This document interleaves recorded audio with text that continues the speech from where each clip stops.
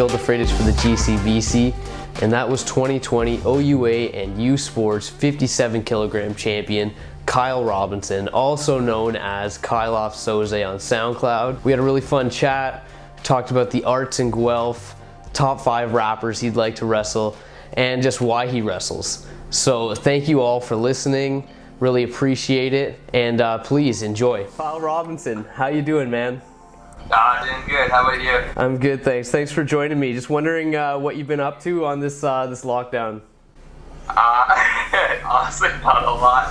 Past few days, I probably watched like 40 episodes of anime and just starting to work out again. Honestly, I've been getting like fat, man. So that's funny. Well, yeah, the last time we talked, you were like, "Yeah, I'm gonna get to it." And that was like 3 weeks ago. So yeah. About time. I mean, I'm getting to it now, I guess. Can you just give me an idea, like where you started wrestling? Where was like the first club you were at? Yeah. So the first club was just like at my high school, Georgetown District High School. And I mean, I was fortunate enough in grade 9 and 10, had really good coaches. Like I had Lehman Downey, and he was married to Lindsay Veltman, and they both coached us, and they both actually wrestled for Guelph University. And Lehman actually won nationals a couple of times, and Ofsa like 3 times or something like that. So good coaches. And then by grade 11, well, April of grade 10, nationals was rolling around, and high school program was done. So Lehman was like, "Let me take you to Guelph, and you can wrestle for Cody Airdrie at the junior club." And so that was when I started coming to Guelph. And then grade 11 and 12, I kind of didn't go to high school practices. I just went to like junior and senior practices at Guelph, and yeah, that's kind of been it. And got into it by peer pressure too, so I didn't want to wrestle, but yeah, so, brother's friends made me. Yeah, okay. And your brother never ended up wrestling? He wrestled one tournament. But he used to get like really bad migraines back then, so it just didn't mix well with him. Yeah. Okay, you'll give him the out. Okay. Yeah. That's cool. That's cool. So what type of titles did you get in high school? High school. So grade 10, I got 3rd at provincials, and grade 11, I won juvenile provincials. I got 3rd at OFSA. And then grade 12, I got 2nd at juvenile provincials and won OFSA. Right, I said I got 3rd at OFSA in grade 11, right? I didn't say I won it. I don't know. We'll check the tape. And then never any national titles. I mean, the closest I got was grade 11. I got 4th at nationals, but then I got 2nd at the cadet FILA trials. Okay. And then after high school, did you continue wrestling, or did you take any time off? I mean, I always kind of took like after the season a month or 2 off, but like I went through the summer with Guelph right into like my first year of university. I think less. I think I was working a lot that summer. I was farming.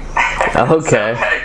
So I was working a bit less, or I was practicing a bit less. But yeah, I just kind of rolled right into it. Is that one of the Guelph secrets, farm boy strength? I don't know. I know. Doug grew up on a farm. He was strong. I think, man, honestly, if you can get your hands on a farm job, like, do it. Just as a lesson. Like, I worked it for 2 summers, and I tell everybody I'm thankful I did it, but I would never want to do it again. What were you doing? Because in high school, I actually, a friend of mine, he kind of tricked me into working on the farm for a little bit. No way. Yeah, we were just mucking stalls, so I was just shoveling horse shit for like 4 or 5 hours after work. But what were you guys doing? We were baling hay, man. Okay. It was hard. Yeah, like, the little strings? Yeah. They're terrible on the hands, man. Man, my hand, I remember like sometimes you wouldn't even be able to like open them and shit. Like, I have bad allergies too, so like, at the end of the day, like, I'd just be like, I'd have like sometimes like hives and stuff, but like, it was awful, but it was great. I mean, teaches you a lot, gets you really strong. So yeah, for sure. Like there's a couple guys on the Guelph team that I feel like are farm boys. Let me guess. Miles McVeigh. I'm guessing Miles McVeigh lives on a farm. No. Miles actually lives like right around the block from me. That's hilarious. Until like I graduated high school. Oh no! Did you guys go to the same high school? Yeah. Miles went off to 2 the year after me. Yeah. I've seen him around jiu-jitsu quite a bit. So when I saw him at wrestling, I was like, oh no way, he does both. He seems like a farm boy though, right? Well, he's one of those interesting dudes. Like he's a big lad, but he's got a motor, man. He can go. Oh, he shoots low singles, man. It's crazy. So you were telling me that you had a meniscus tear. Did you how much a meniscus tear? Oh yeah. So what year did that happen? Okay, so that was my third year. So I took second year off. Like I wrestled first year, took second year off. I just was like burnt out, didn't want to wrestle. And I was like, can't come back third year because I was feeling it. Came back third year. We were doing these drills that we do. They're called like, what do we call it? 10-1s. We do like 10 different drills for 1 minute. One person, 1 minute, the other person. So it's like situations. It's like first drill would be like shot, reshot. So you shoot, you miss it, and then you shoot again, right? You go for 1 minute, your partner goes for 1 minute. And it's supposed to be fast but like good quality. Mm-hmm. And I tore it doing that. Or that was like the first time I realized I tore it. And that was kind of like, I think September of third year, September, October. And then so I didn't wrestle all of third year because it just took so long to get like an MRI and surgery, and I was still trying to practice, but it literally locked out like 4 or 5 times in practice. I was like, this sucks. Yeah, no, I'm dealing with that situation too, trying to get through, and so it is what it is. Meniscus, right? Yeah. So that was what, 2018? You were basically off for the whole year? I think that was 2018, like 2018, 2019 season. Yeah. So when did you get the actual surgery? I got the surgery May of 2019, and then it was probably took me up until like October or November just to get full range of motion back.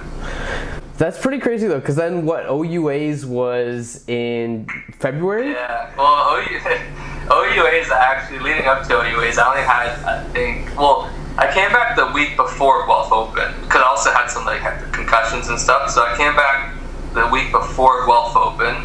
So I came back probably a month before OUs. Between your surgery and Guelph Open, what was that, like 3 or 4 months after your surgery? Oh, no. Guelph, my surgery was May, Guelph Open is like January. I was fully recovered from my knee probably about like September, October. Okay. Like full range of motion, but then I had like a couple of concussions, so then I was out again for like all of November and December, and then came back January. So how did you feel going into that OUAs then? Because you had some crazy matches. I don't know. I mean, I felt pretty good, to be honest with you. I knew I was like the one to beat, even though I know Garrett won that weight class last year. And I don't know. I felt like if anything better than I probably would have felt if I was wrestling second and third year, because I felt like nobody knew who I was anymore. It's kind of chill, you know what I mean? I was like, whatever. But I still knew I was the one to beat despite taking all that time off. I don't know. I always come honestly whenever I take time off, I always come back better. I don't know what it is. Yeah, I feel the same way sometimes. I feel like I roll better, but my cardio's not there. Yeah, that's the only thing is the cardio. Yes, so I guess the pressure was kind of off too. You're just kind of there, just getting back into it. Yeah, exactly. Just figuring it out. If anybody doesn't know, insane match with Garrett Saunders to win OUAs. And hey, you can check that out on our YouTube. One of the matches that made me go, I need to keep getting to wrestling because this is insane.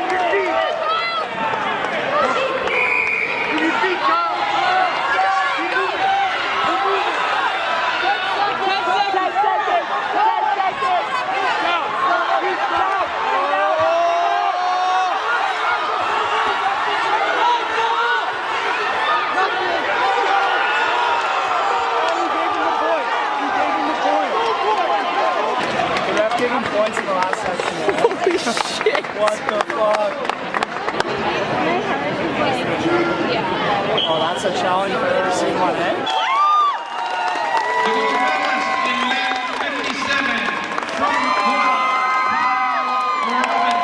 Just to back up, because I didn't know that you just took a year off because you were burnt out. What happened there? You were just straight up, just this is too much, or what? Well, I mean, I think I was kind of young, and I just didn't really like the competition side of the sport. I just hadn't figured it out, you know what I mean? The mindset of how to compete. I kind of felt as though it was kind of almost too personal, although it's not, you know what I mean? Mm-hmm. So I kind of didn't like the competition, and I'd been going pretty hard the whole season. It was such a long season. I remember everybody was kind of burnt out, and so second year rolled around, and I'm pretty bad at faking stuff. I'm an awful liar.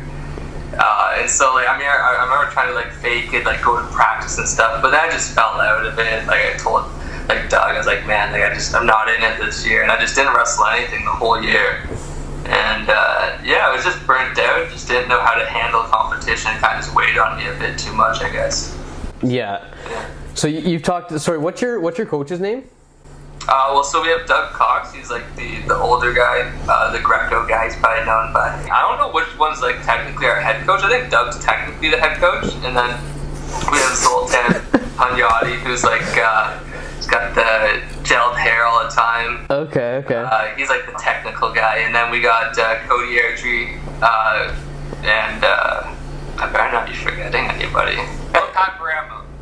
Yeah, no, I like watching the Guelph team. There's like a huge like family vibe. Like everybody has like a strong team, but like the Guelph team is not. You guys go crazy when you guys win. It's awesome. Oh yeah, I think honestly that's just from the like. I think our coaches kind of create that environment and that mindset, and we just. I mean, if you go to like the Guelph room, everybody's the same. The main thing that I think attracts people to the Guelph room is that sort of environment that we create in the room. But I think it's from definitely our coaches. Yeah, for sure. And you have an interesting mix of just like artists and then just like straight up wrestlers too. Who would you shout out? Like who's somebody like we should go check out their art? Oh man, Xavier, definitely. Check out Natasia's art, definitely. Graceland. Even I don't think Xander really draws too much, but if you could convince Xander to draw, he's pretty good too. But definitely Xavier. I haven't asked Xavier a lot about his art, but I feel like he's got some pretty cool philosophies on art. And then Natasia's drawings are always like really cool, and Graceland can draw some crazy shit too. So definitely, I think those two. No, it's cool stuff. And speaking of Xavier, he's a passionate wrestler. I'll say that. Yeah, bro. How is he in the room? Is he a snap show or does he keep it together? No, he's chill. There we go. He's chill. I think when it comes to tournaments, he gets more hyped up than in the room. There's nothing wrong with that. I've never seen him like snap in the room or nothing. But he's serious about it. He loves it. Yeah. No, and I'm just joking around. Like, dude, he wants it. He just wants to win. There's nothing wrong with that.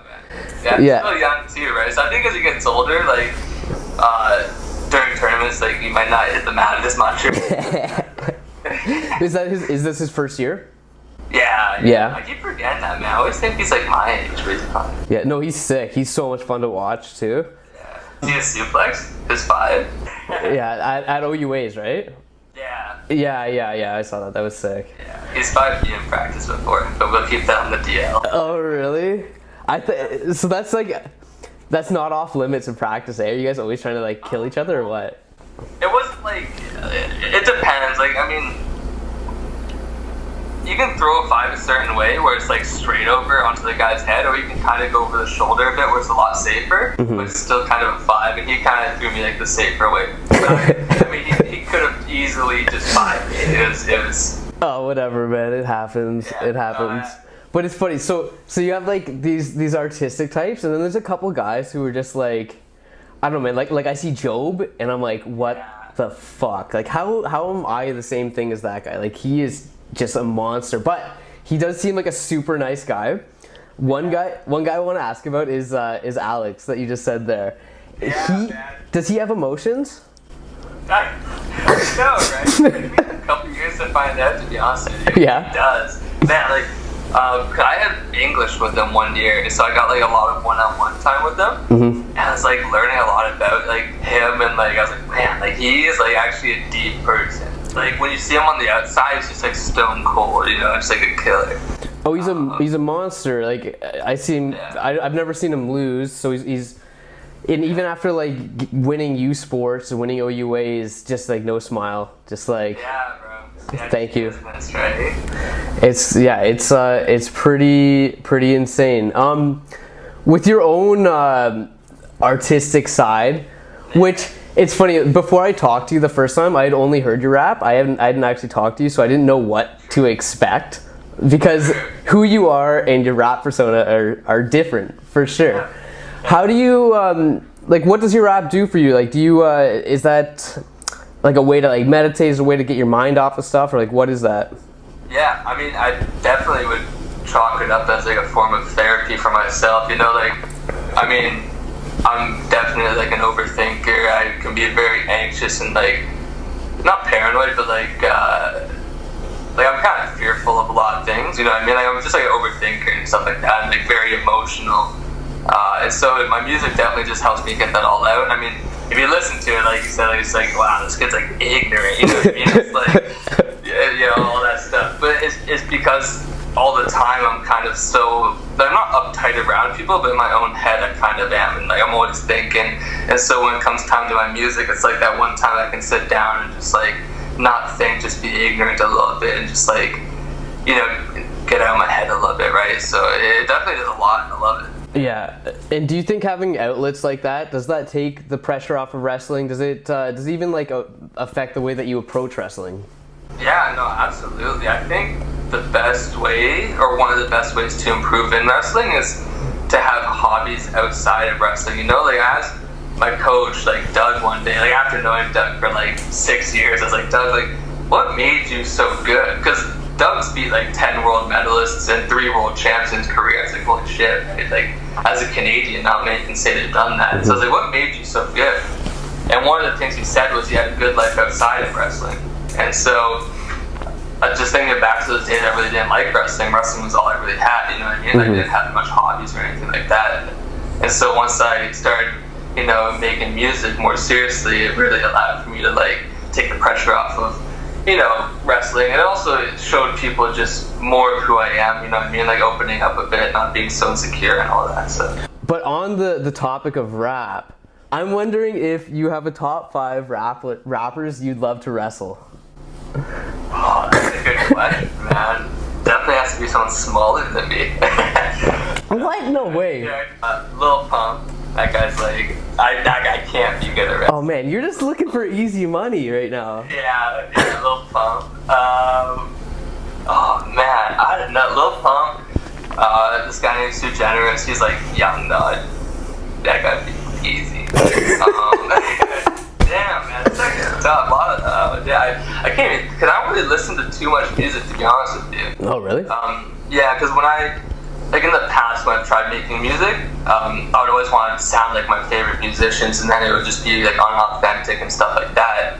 And so like I really don't listen to too much music because it just kind of clouds my own creative process. But damn, 3 others, okay. T Grizzly, that guy's huge. Okay, there we go. Drake, and then I don't know, we'll say Lil Skies, just because he's my favorite. Look, I got one more question though, and it might sound simple, but who knows? Why do you wrestle? Why do I wrestle? Yeah. That's a good question, actually. In the beginning, it's definitely always evolving as I change, you know what I mean? In the beginning, I think wrestling was a way of, like, you know, staying active and also kind of fitting in. You know, like, I don't really try to fit in too hard or make too many friends. Like, I remember in high school, I didn't really hang out with too many people. It was always just like wrestling. So in the beginning, it was probably just, you know, having my clique, my friends, and all that. And it wasn't too serious. Now, though, I think it's more like I think a philosophical purpose. I mean, when I sit around and don't do anything with my body, like I can just feel like my mindset just all slipping away and stuff like that. I think honestly, like a part of why I wrestle is just to stay sane in a way. You know what I mean? Like, so honestly, like come to that point. Like when I remember when I took that second year off and I wasn't wrestling, I thought I'd have all this time to do good academically and pursue all these things, but honestly, that was like the worst time of my life. But it was true though, right? So like, I think I just wrestle because like it's my family. Like I honestly consider my team as my family. It's just taught me so many, like, it's cliche, but it has taught me like a lot, you know? Yeah, for sure. Kind of who I am now, so yeah.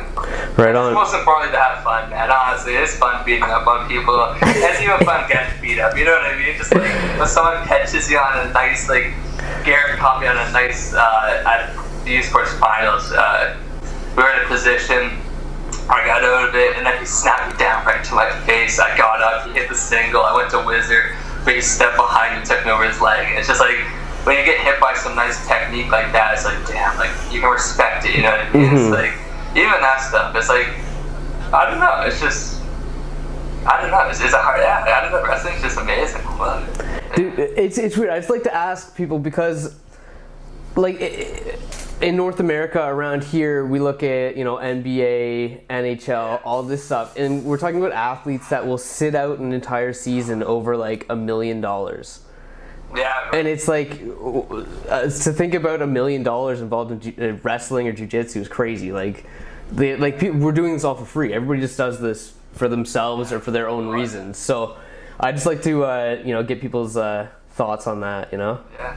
It's also cool because it's such a great sport to take you out of your own head. Like, if you struggle focusing or you're an overthinker, like I know I am, like when you're wrestling, man, it's like you can't be thinking much. You know what I mean? It just takes you right out of there. So. Yeah, for sure. And I mean, like when I started, it started out with dreams with like the world champion and stuff like that. And then I noticed like my anxiety was crazy. I literally puked like on mats. I've puked on mats. There's video of it. If anybody can find the video, I'll post it. I don't give a shit. But it took me like years, and like that turned into my goal, was like overcoming this anxiety, like this, and it got worse before it got better. But yeah, like the reasons why I was grappling, doing jiu-jitsu, it changed over time as well as I grew. It's your way of like testing yourself, you know? Like I know like in the past it was like, oh, I just want to win these things and perform well, but now it's like, okay, well, I want to face the better guys. I want to see how I do, you know? Like Braden Todd beat my ass 2 times this year, but it was exciting because like, oh, Braden Todd's like a top guy. Like I want to see how I can do against him, you know? Mm-hmm. So it's like, it's less so about winning. It's just like, okay, where can I start and where can I go to, you know? Like you said, like it gets worse before it gets better, but that's like that whole evolution. That's like growth, right? Yeah, and you can either be a guy that lets those things kind of stop you from moving on, or you can try and overcome stuff. So yeah, it's cool to like use the sport as something that forces you to overcome your own like life issues, right? No, it's true, man. I don't think a lot of people see that. They probably just be like, oh, a bunch of meatheads who like to, fight a little, right? But it's more than that. I think wrestlers are deeper than what they tell, right? Yeah, for sure. All right, well, awesome, Kyle. I think we'll leave it at that. I appreciate your time, and yeah, that was a lot of fun. Awesome, I appreciate it, man.